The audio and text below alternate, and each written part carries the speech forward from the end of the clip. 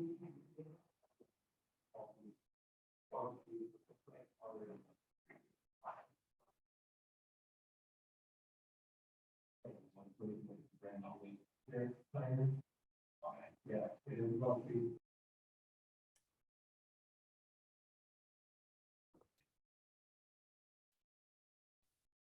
afternoon, everybody. Thank you for attending today's presentation.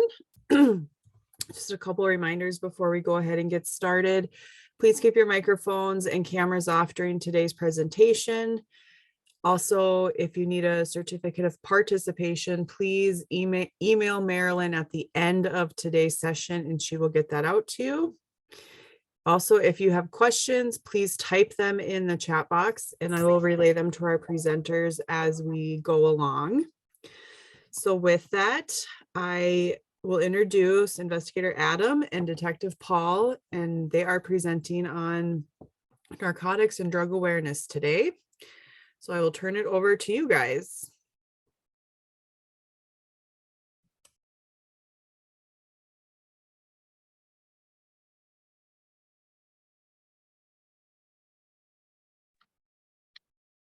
You guys are still on mute. Okay, can you hear me? Yes, we can hear you now. Okay, perfect. All right, so like she had said, my name is Adam Gosson. I'm an investigator with the Fargo Police Department in the Narcotics Unit. Detective Chickus was unable to be with us today, so it'll just be me. Basically, I'm just going to go over a brief narcotics overview with you all today. It's not all inclusive. We have about an hour slot today, so I'm just going to go over some basic things. If you have any questions, feel free to let me know, and I'll help you as much as I can.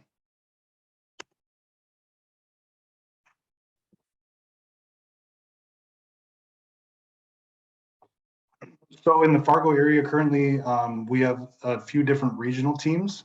Right now, we're a part of the Cass County Drug Task Force, which has North Dakota BCI, Cass County Sheriff's Office, West Fargo Police Department, and the Fargo Police Department.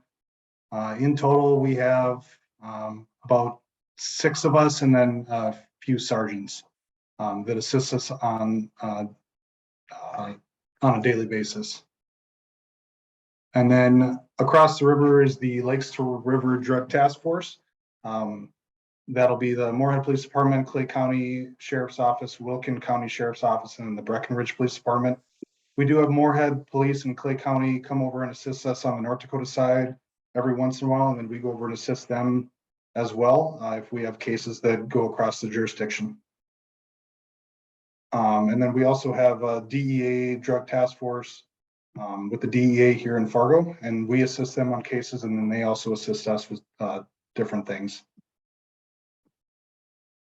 The Fargo Police Narcotics Unit currently consists of a lieutenant, sergeant, and then 4 detectives and an investigator.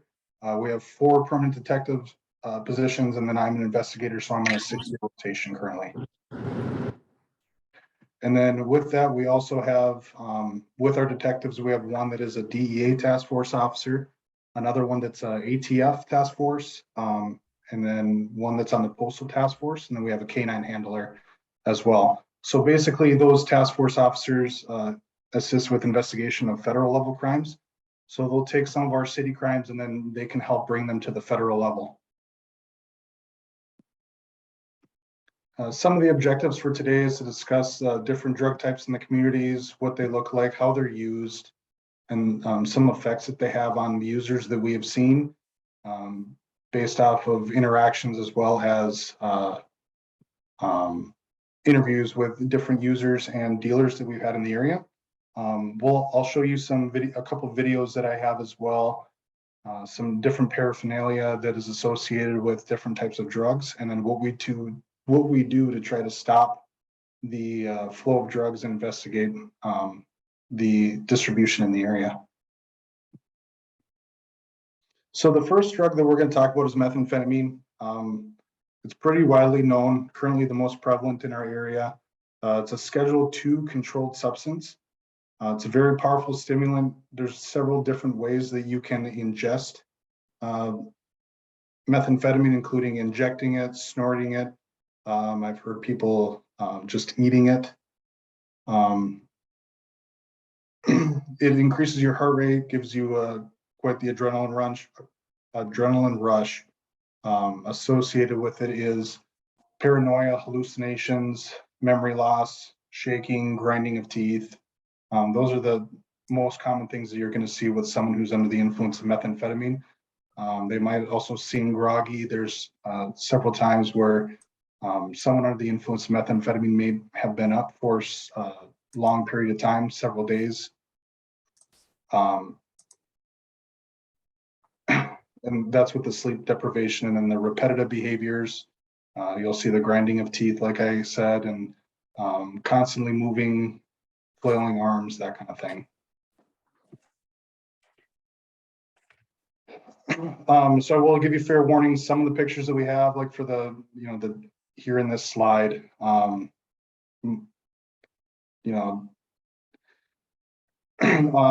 the greatest pictures, but this is kind of just what we've been seeing. For methamphetamine, a lot of the effects is going to be rotting of teeth, skin rashes, sores. They'll have a lack of sleep.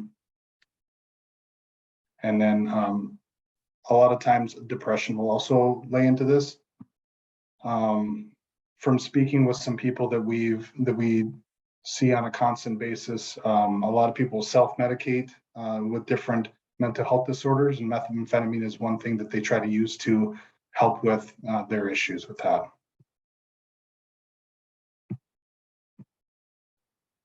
So I'd already gone over some of the methods: smoking, injecting, snorting. Like I said, some people will also eat it, just different ways to get the drug into their system. So here's some different paraphernalia items, some pipes and syringes. You'll see the glass pipes that have the burn marks on them. They'll use a Bic lighter or other type of lighter underneath and put the methamphetamine through the top and then smoke the vapors that come out of it. They'll also crush up the methamphetamine, and most of the time they'll put it in like a tin foil or a spoon, and with some type of liquid to try to liquefy that meth, and then put it into a syringe so that they can put it into their, inject it into their veins. We'll also see a lot of scales, different types of baggies associated with methamphetamine. A lot of times it's smaller bags. So when we're talking about weight-wise for methamphetamine, so if you see on the bottom right photo, that's almost 1 gram. Most people will use what they call a point, which is going to be 0.1 grams at a time. So that should give you a little bit of an idea kind of on how much is used at each time. And then a lot of these users will use multiple times a day.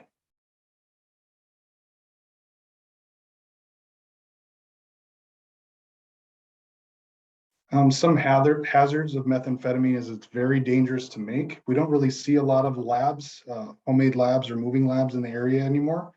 They used to see them quite a bit back in, I believe, the 80s, 90s, but it has to have several different chemical reactions to occur in order to make the methamphetamine. There's several volatile chemicals.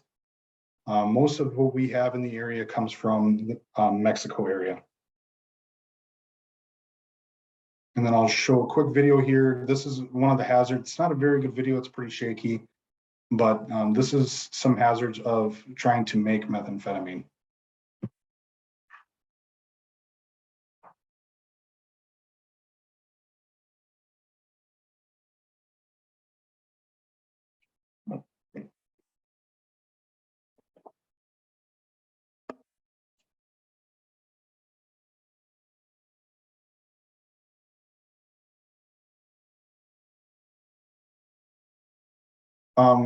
With our unit, we have, I believe, 3 detectives that are clandestine lab certified. So if we do come into a potential meth lab, they're certified in handling all the materials and disposing of the materials properly. We have a lot of equipment that can help them to do that safely. Before we move on, does anyone have any questions about what we've gone over so far? Yes, there is a question in the chat. Okay. What do we look for to see if it is being manufactured where we go? I go into clients' homes and would like to know what to be aware of.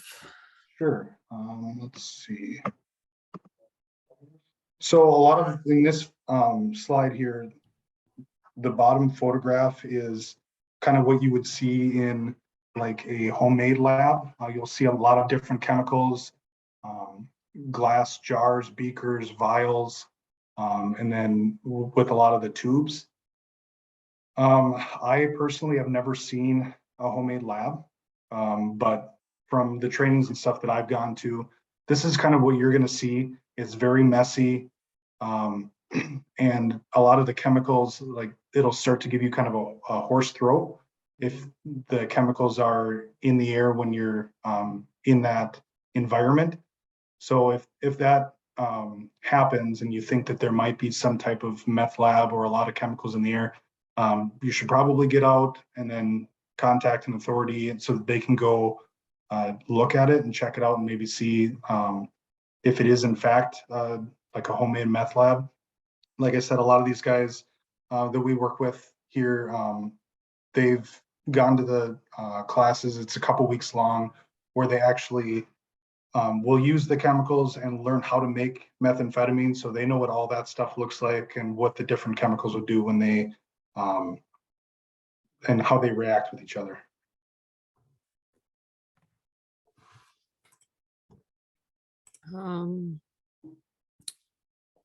What does a meth lab smell like? Was that discussed? I don't think it was. Again, I've never personally seen one. I've heard though that it has like a chemical odor. I don't really know. Unfortunately, I can't really describe that anymore to you.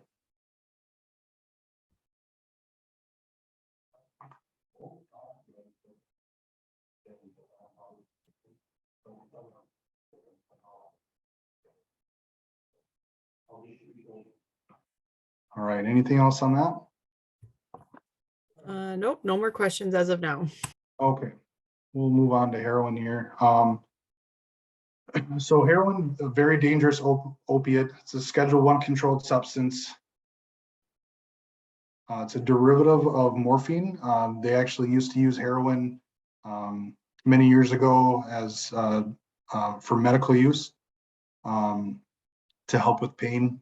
But now it's a scheduled controlled substance. It's highly addictive. It'll give you a rush of pleasure, feeling no pain, and lethargic.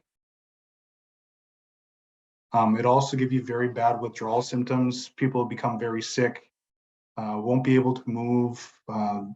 They'll get an upset stomach, vomiting, and it'll take several days for someone to get off heroin, especially if they've been using it for quite some time. There's a few different forms of heroin, the white powder or China white, brown powder, and black tar heroin. Mostly what we've seen in this area is going to be the white powder or the brown powder heroin. Black tar has been more down in the south, Mexico, Texas, California, kind of those areas. But it's mainly all used the same way. They will chop it up just like they do for methamphetamine, get it into a fine substance. So several different effects will be the addiction, sleep deprivation, depression, and then the withdrawals. Can also lead to death. For a while there, heroin was one of the most narcotics we've seen that is associated with overdoses in this area as well as throughout the country. People would mainly we would see people inject the heroin and then they would come to overdose on it. So the methods is similar to methamphetamine. They can inject it, smoke it, or snort it. This is a picture of some different paraphernalia that you will see with heroin. Tinfoil is pretty big with it. You'll also see the small baggies with the residue, needles, and then on the bottom there is a spoon. You'll see the kind of the some of the heroin still on that spoon, and then you'll see the little cotton swab. So what they'll do is they'll take pieces of cotton or something out like a cigarette,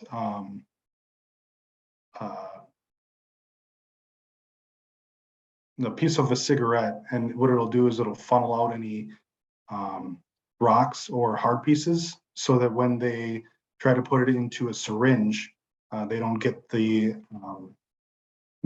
rocks or the full substance into their veins, which could cause a blockage.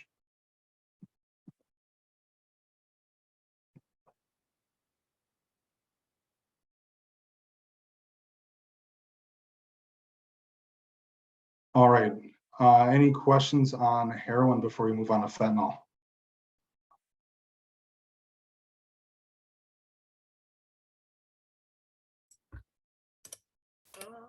Let's see.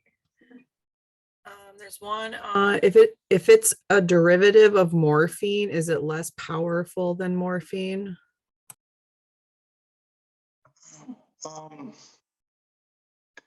So heroin comes from the same plant as morphine, the poppy plant. So it depends on how much you use and how you use it. So it'll still be just as strong as morphine, depending on, again, how much you use it. So that'll also get into the kind of the fentanyl too. And we'll talk a little bit more about that next. There's different types of fentanyl and different strengths to that, but that's all going to be lab-based, whereas this is plant-based.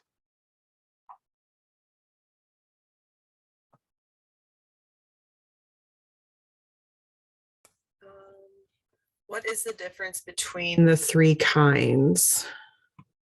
I'm guessing the three kinds of heroin. Go back here. Okay, so it's basically just how it's made. I'm sorry, I don't have a very definitive answer for you on the difference.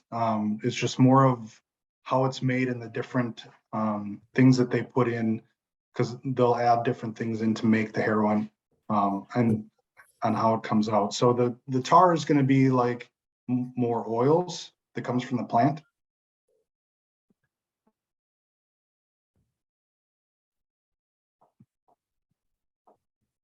I wish I had a better answer for you, but unfortunately I don't, sorry.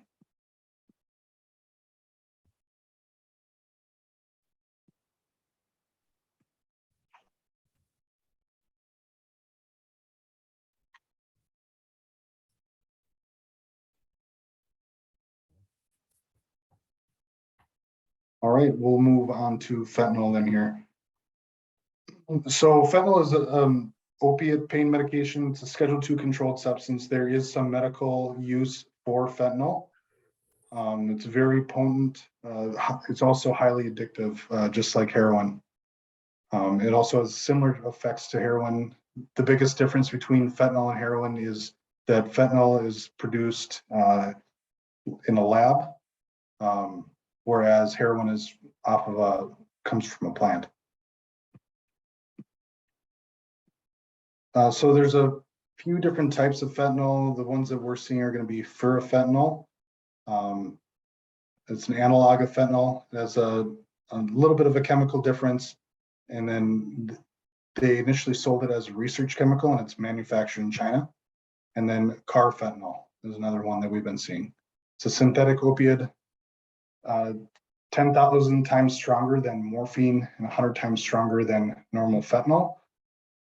How I was taught is, like, if you look at a grain of salt, 1 grain of salt in compared to carfentanil is how much that could kill one person.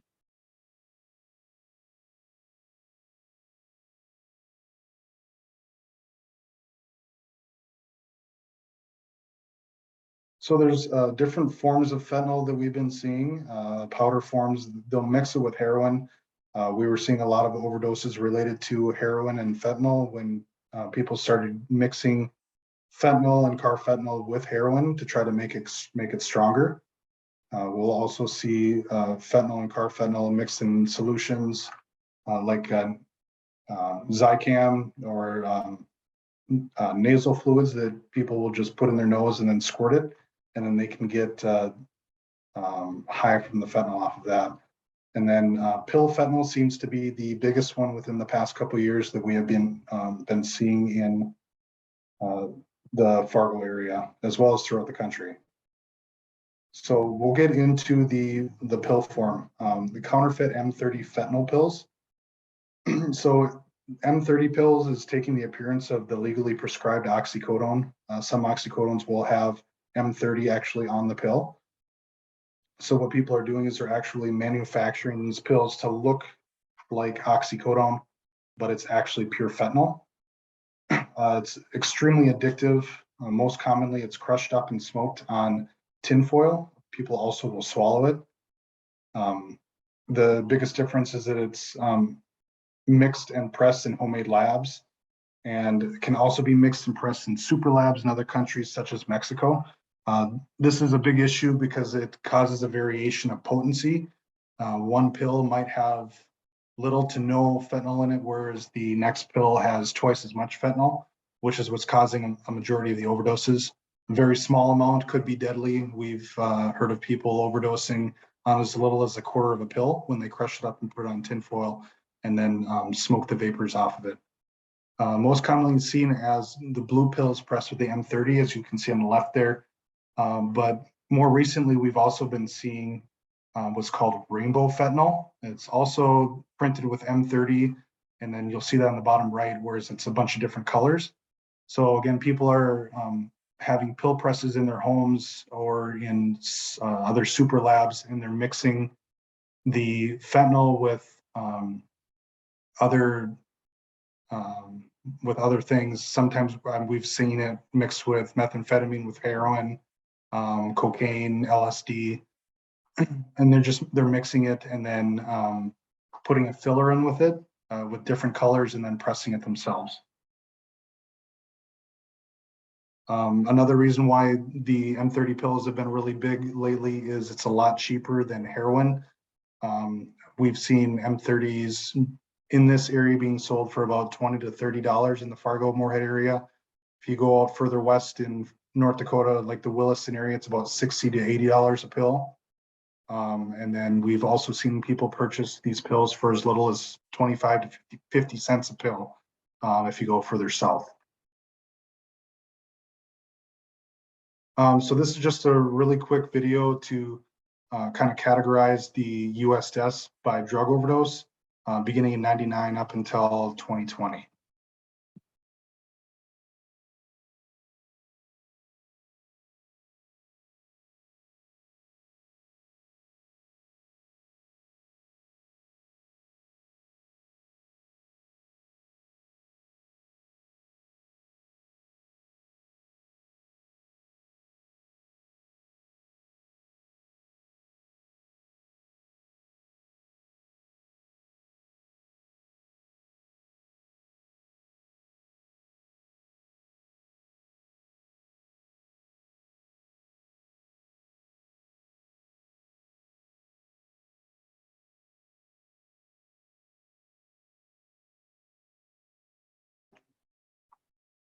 So you'll see from that there was quite the huge spike between about 2015 and present between the use and overdoses of fentanyl compared to any other drug. That's just mainly because of how available fentanyl has been. Fentanyl is mostly produced in China, and then they're shipping it over here, and people can get it a lot more readily available than a lot of other substances, just like heroin. The fentanyl pills, one fentanyl pill, like I said, in Fargo is about $20, whereas the same amount of fentanyl that you could get, or the same high from like heroin, would be quite a bit more expensive. All right, do we have any questions on fentanyl?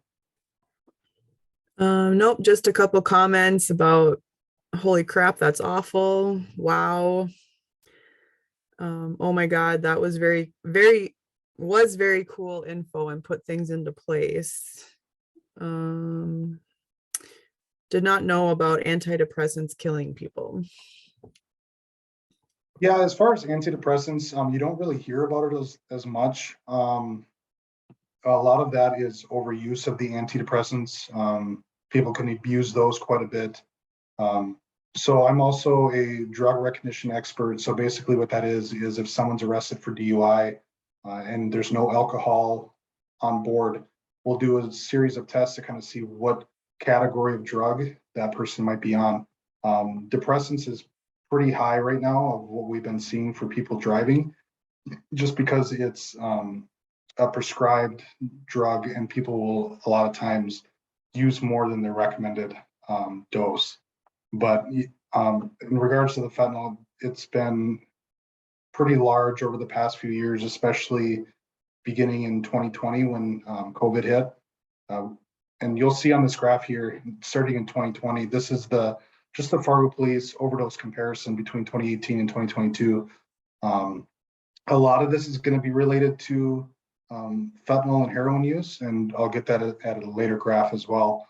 But you'll see that there was a kind of a huge influx between 20 and 21 of non-fatal and fatal overdoses.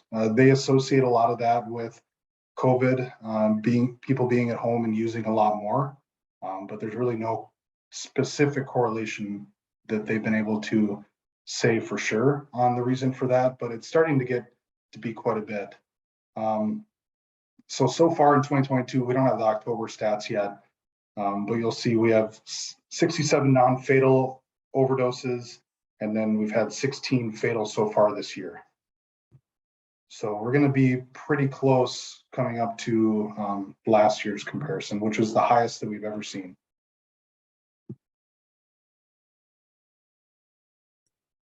Where are overdose deaths reported publicly? I'm sorry. What do you mean by that?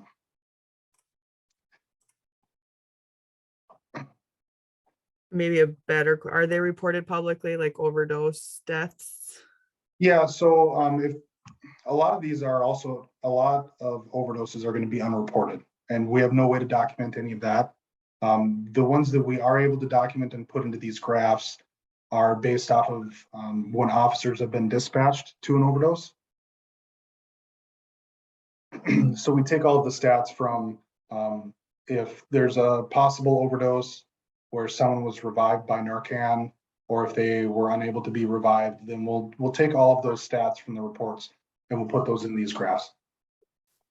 And then to support a lot of that data is also the toxicology results that we get after the person has passed, or if the person ends up going to the hospital will end up taking a blood draw from that individual, and we can get that at a later time from a medical release to see what kind of substances they had in their system. So again, this is just the ones that have been reported, and then the ones that we have gotten toxicology back on. You'll see drugs contributing to deaths in 2022. Some of them have been confirmed and then some suspected. Most are going to be the fentanyl or the M30 pill, which is also the fentanyl-laced counterfeit drug. And then we still have a couple that are pending toxicology. You also see that the age range varies quite a bit, but we've been seeing it mainly in the lower between 18 to 34 years of age. We've been able to lower the number of fatalities recently with the fentanyl and M30 use based off of the availability of Narcan in the area. Narcan's free. Anyone can go get it. They'll have it at the safe use facilities as well as in Moorhead and Fargo. So people can just go get the Narcan. So a few years ago, Narcan was not as readily available as it is today. So having it more readily available is also helped in not having as many fatalities, but also it skews our stats a little bit because a lot of these go unreported because people are revived by their friends or family by Narcan and then never reported it to police.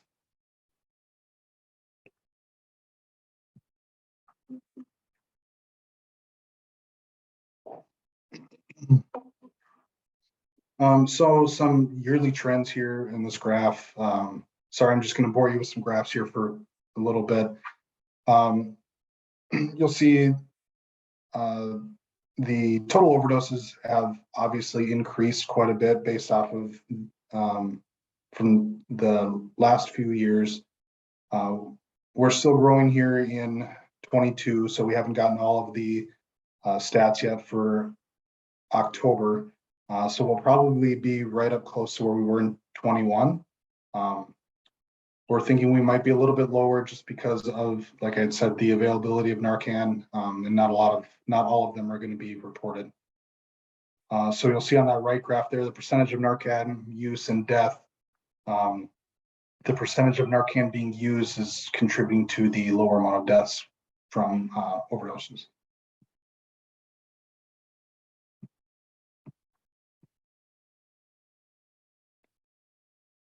So I went a little bit into Narcan already. It's a drug used to reverse the opiate effects. It can be injected or given nasally in a spray. Opiates cause respiratory depression, cause people to stop breathing. Too much of an opiate use will, like I said, cause you to stop breathing, and then Narcan will reverse that effect. If you do end up giving someone Narcan, just be aware that the effects of Narcan will completely, for a short amount of time, take that drug out of that person's system. So I've seen personally a lot of people wake up from the overdose and start physically fighting. So you just have to be aware of that a little bit. And then also too much Narcan or naloxone, they're basically the same thing. Too much of it could cause someone to aspirate in their lungs.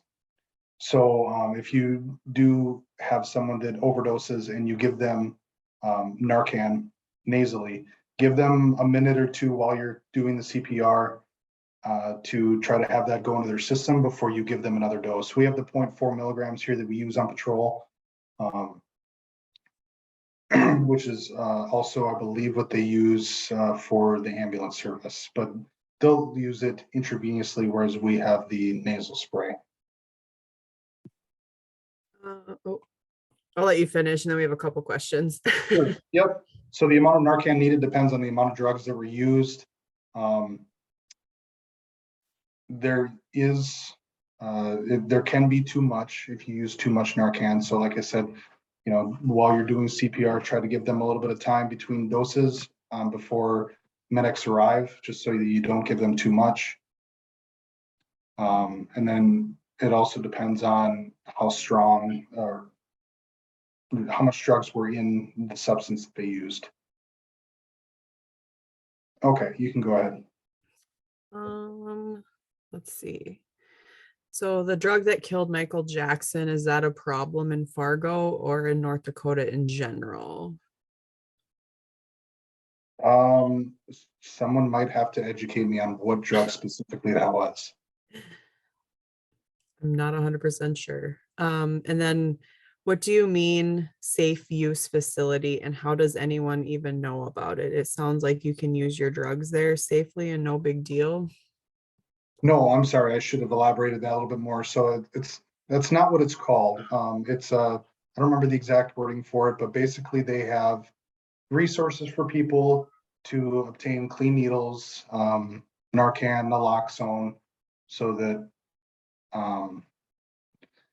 people aren't using dirty needles, I guess, and then so that they have Narcan and naloxone just in case they need it. And those facilities they have quite a bit in Minnesota. I believe, I don't know for sure if we have any in Fargo, but I know that people just go on the other side of the river and utilize that quite often. But no, it's not legal for them to go use drugs at. It's just so that they can obtain different resources to try to get clean or go to treatment. And then they also have that stuff for them ready available. That is it for now. Okay. So we do have an overdose prevention and immunity here in North Dakota. Basically what that is that if you observe someone who is overdosing, doesn't matter where it is, you can call 911 to provide medical treatment for that individual, and you will receive immunity off of criminal charges if officers or medical physicians do arrive to assist in trying to save that person. But you do have to make the substantial step to assist them. If you leave after calling 911, you do not receive that immunity. You have to stay present until police and medical personnel arrive.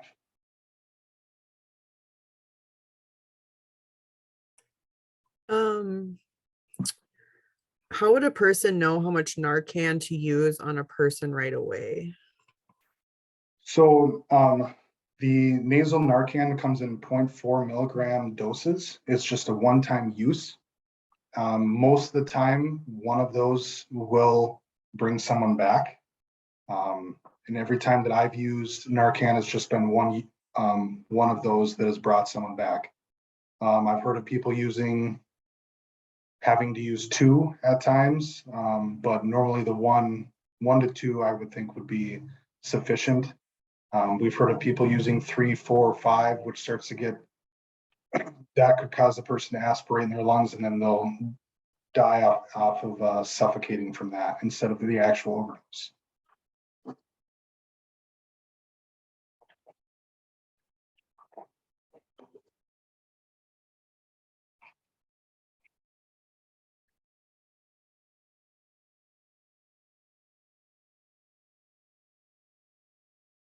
All right, so now we're going to move on to cocaine. Very addictive stimulant, produces a short-time euphoria, gives the user energy, elevated heart rate, and blood pressure. Different forms of cocaine are going to be powder cocaine or crack cocaine. You can smoke or snort the powder cocaine, but then the crack cocaine is mostly smoked. I personally have never seen crack cocaine in the Fargo area, but I have seen powder cocaine. It's not extremely prevalent in the Fargo area because it's very expensive. It's kind of referred to as the rich person drug, but it is present. We did just do a search warrant a few weeks ago where we seized quite a bit of cocaine off of a search warrant. So it's still here. It's just not as prevalent.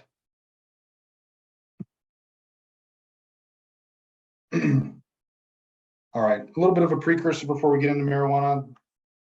Basically, we'll just kind of go over marijuana. Doesn't really matter what your stance is on it, on decriminalization on it, and all that stuff. It is still illegal here in North Dakota. So we'll just go over marijuana a little bit here. It's the most common used drug in the United States. It is currently legal in 37 states for medical use, including Minnesota and North Dakota. And then it's legal in 19 states for recreational use. The active ingredient is going to be delta-9 tetrahydrocannabinol. It's a very pungent, distinctive odor. Once you smell it, you'll never forget it. It's based off of the plant. With legal marijuana, we are seeing a higher quality and more potent product than we've ever seen before.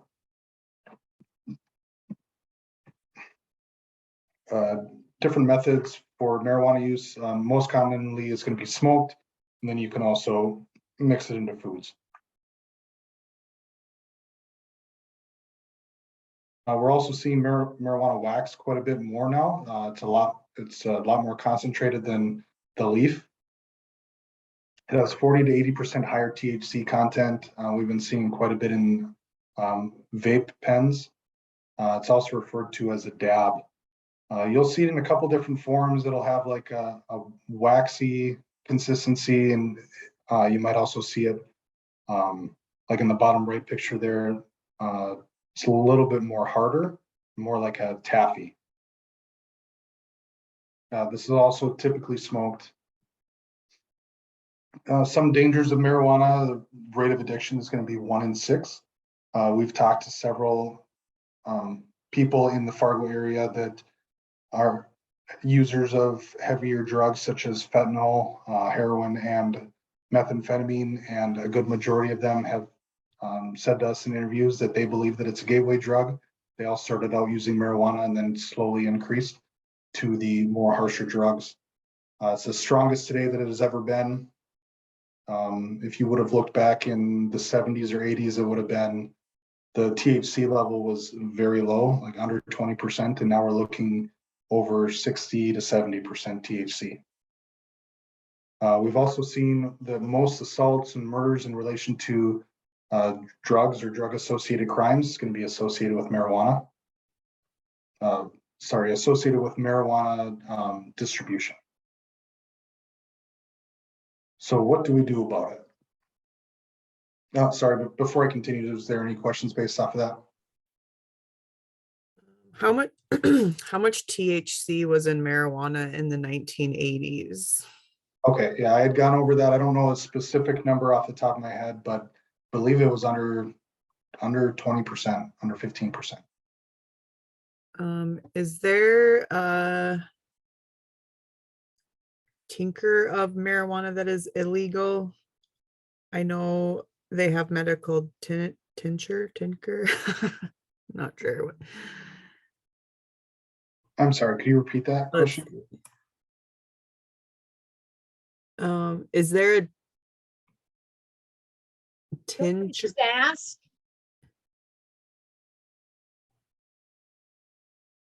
Do vape pens have the same Tincture. stench? It's tincture.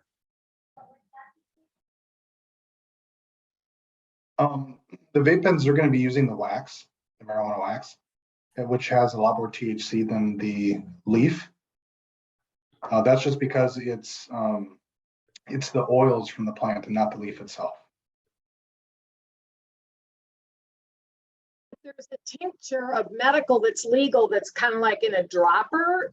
Can people also buy that illegally then? Yes.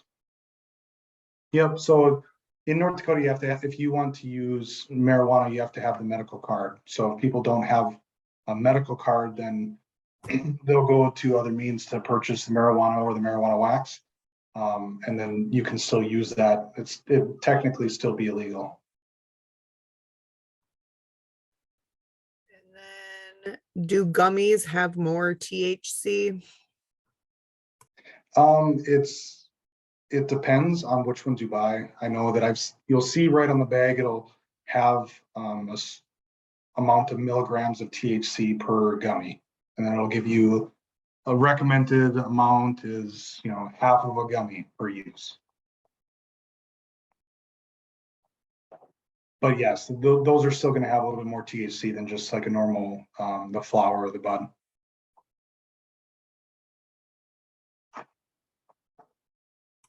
That is it for right now.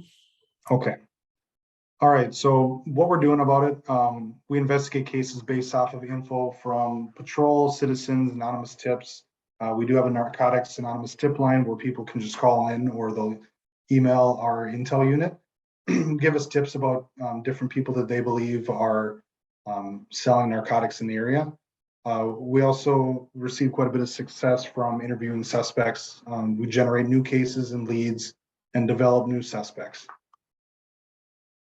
And then also other detectives. We get a lot of information from different agencies and different task forces about information that they've received from people in their jurisdiction. A lot of it will lead into Fargo. Fargo's kind of been the hub into North Dakota. A lot of it's coming through Fargo and then branching out to some of the other areas. So we do quite a bit of search warrants. It takes some time to develop probable cause. Timing is everything when it comes to drugs. One day there could be 2 grams of a drug there, and then the next day there might be 10 pounds.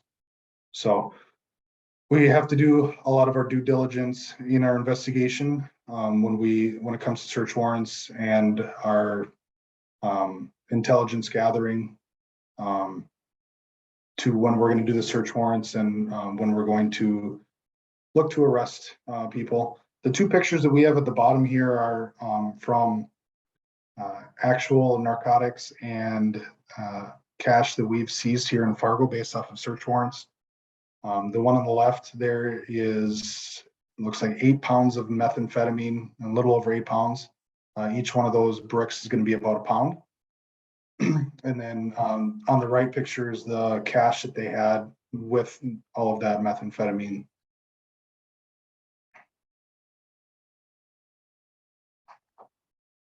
So like I said, timing is everything. We might find just drugs, just money, both, or we might find nothing. A lot of these investigations take quite a bit of time.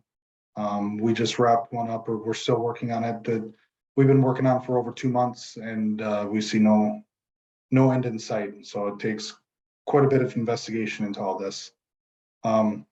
We also do what's called control buys. We utilize confidential informants or undercover detectives with some recorded buy fund money. Safety is always paramount with these.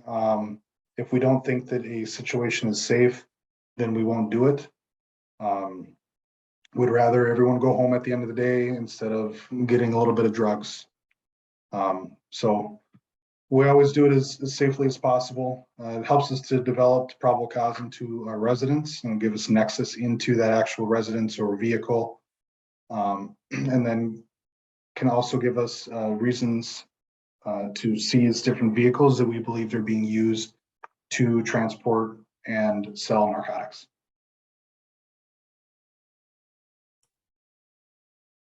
So the top is always going to be our main target. We'll most of the time start with the user, and then that will get us up to the street dealer or multiple street dealers, and then we'll work all of our information off of that. So a user might get arrested by patrol for possession of paraphernalia or a small amount of drugs. We'll try to go talk to that individual and see if they'd be willing to give information about who their dealer is. If they are, we'll get as much information as we can, and we'll move up into starting to target that dealer. Now, if we do end up doing that investigation to the street level dealer and arresting them with any amount of narcotics, we'll give them an opportunity to try to give us information as well, so that we can go to their dealer or the distributor. And we'll slowly climb that ladder until we can't really go any higher. And our hopes is to get the person who's either manufacturing or is in line with the manufacturer of that drug.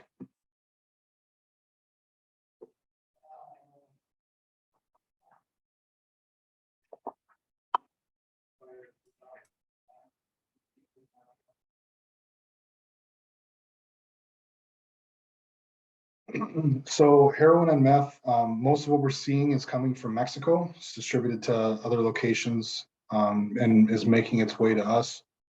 Most of what we're seeing is coming through the Minneapolis area, but we're also seeing it coming from the west. The two major interstates and demand makes our community prime location for trafficking of narcotics.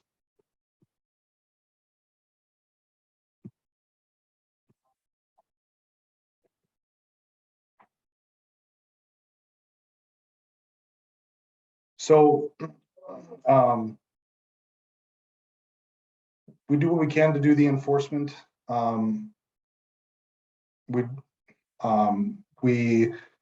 will have patrol officers focus on certain areas or certain individuals that we know that may be transporting or selling drugs, and then we'll get the information from them so that we can continue our investigation. We focus more on the dangerous drugs. Prosecution levels are going to be the city attorney's office.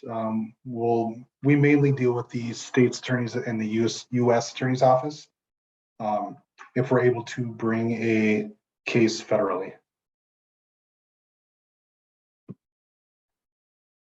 We've had some successes in this region, working as a team with the Cass County Drug Task Force, as well as our partners over in Moorhead.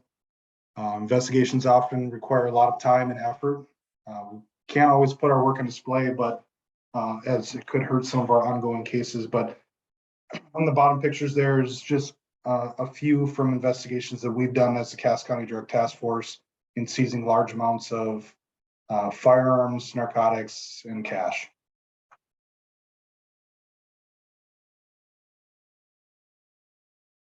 All right, and that is all I have.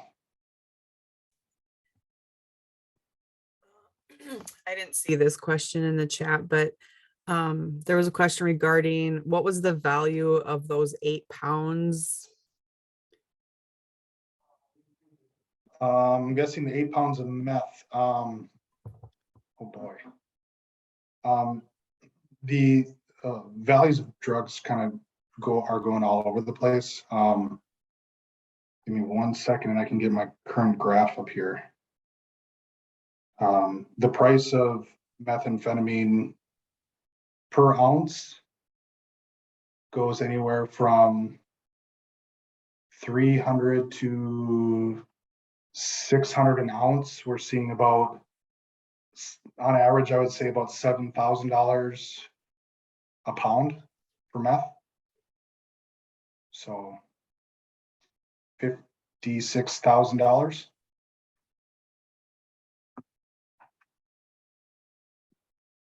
If I did my math correctly.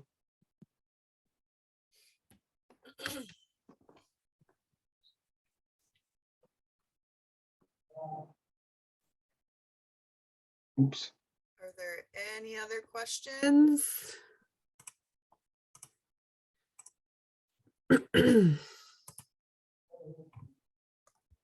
Will there be a recording of, oh, never mind, I just saw it's recording.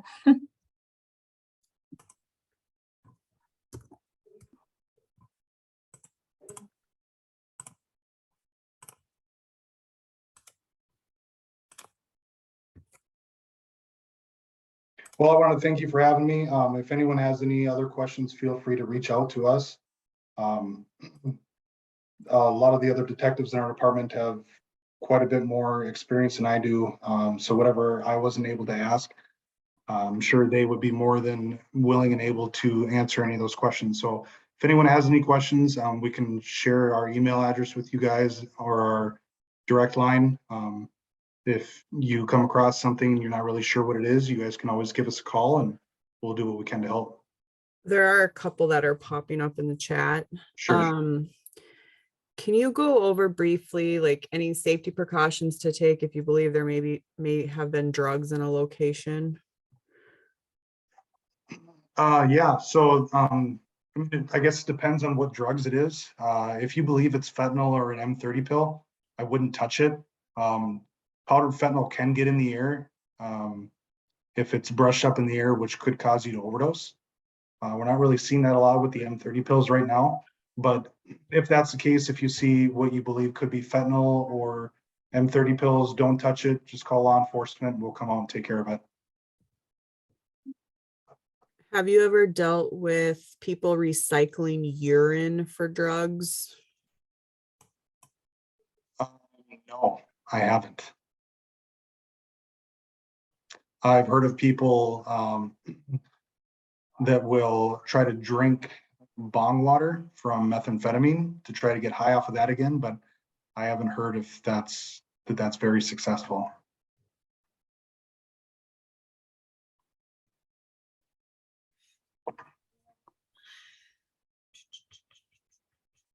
Just a comment about drugs in the community add to other offenses such as theft and break-ins. Let's see here. I think that is it. All right. Well, thank you again for having me. Like I said, if anyone has any questions, feel free to reach out to us. We're always available and willing to help us any way we can. Yes, thank you so much for presenting and taking time out of your busy schedule. Again, those of you that need a certificate of participation, please email Marilyn and she will get that out to you. And next week we have Julie with Step Wellness, and the topic is avoiding holiday stress. So hopefully you all can join us for that presentation. Again, thank you all for attending today's presentation and hope to have you on next week. Have a good day. Thank you, Adam. Yes, thank you.